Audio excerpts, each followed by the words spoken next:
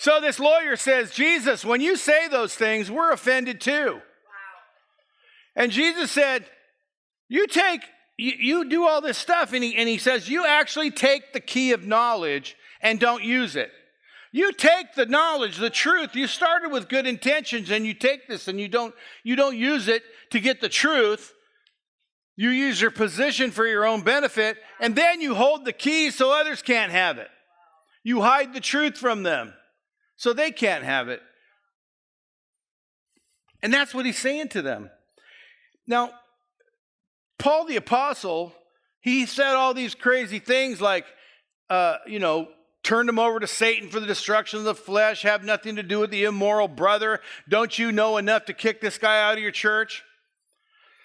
But then he said, I'm not talking to people outside the church.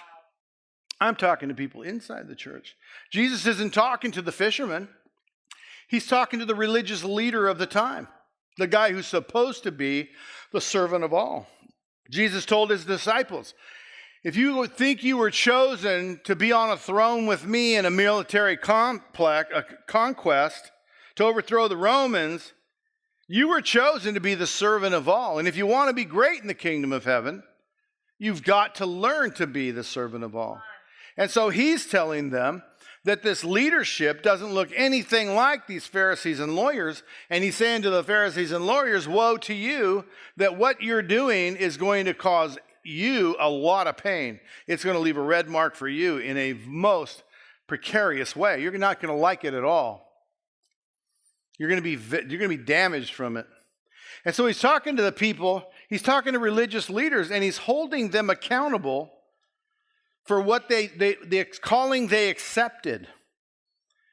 And I'm asking you if you feel that he's talking to you. Are you a person who's been asked by God to lead a family, to lead maybe in a business, to lead friends, a small group? He's talking to all of us. And the last thing you and I want is to hear the words, woe to you. Because woe to you means you're going to be wailing in agony. Not something we want, but then again, do you want the calling? Do you want the position? Do you want the pulpit? Do you want the microphone? When Jesus says it and everyone else says it, that this position is a position where you're not supposed to be like the lawyers. You're supposed to interpret correctly the word of truth. You're supposed to teach and example correctly the word of truth.